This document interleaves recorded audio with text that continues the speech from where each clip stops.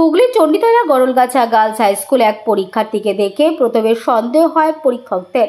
তারপরে তাকে জিজ্ঞাসাবাদ করতেই বেরিয়ে আসে আসল সত্য কথা। সূত্রের খবর, কুমিরমোড়া আর রবনাথপুর এলাকার দুই ছাত্রী KN হাই স্কুলে এক ছাত্রীর তার বোনের হয়ে পরীক্ষা দিতে পরীক্ষা কেন্দ্রে এসেছিলেন ওই তরুণী। ওই ছাত্রীর নাম সাবানা খাতুন, তার বোনের নাম সোয়ানা খাতুন।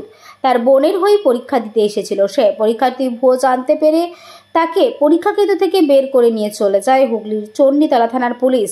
কার হয়ে পরীক্ষা দিতে এসেছিল, কেন এসেছিল, সে সমস্ত বিষয় খতিয়ে দেখছে প্রশাসন, কর্মকর্তা ও চণ্ডীতলা থানার পুলিশ আধিকারিকরা।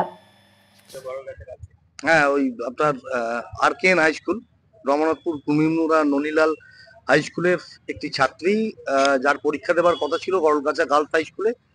তো পরীক্ষার হলে ঢুকেছে। তারপর যিনি ইনভিজিলেটর ছিলেন তিনি আইডেন্টিফাই করেছেন, কারণ অ্যাডমিট কার্ডের সঙ্গে ছবির এবং মুখের, অ্যাডমিট কার্ডের যে ছবি ছিল তার সঙ্গে মুখের তফাৎ হয়।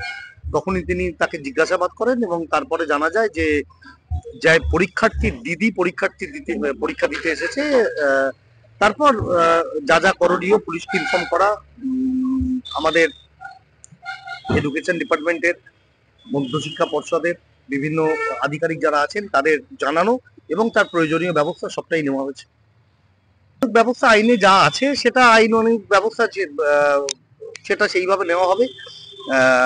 যিনি পরীক্ষা দিতে এসেছিলেন তিনি অ্যারেস্ট হয়েছেন, প্রপার ওয়েতে FIR লঞ্চ করা হয়েছে এবং আমাদের যে ইনভিজিলেটর ছিলেন, আমাদের পরীক্ষা সংক্রান্ত যারা দায়িত্বে রয়েছেন, তারা খুব তাড়াতাড়ি প্রম্পট অ্যাকশন নিয়েছেন এবং প্রম্পটলি তারা ধরে ফেলেছেন, জিনিসটাকে দেখতে পেয়েছেন।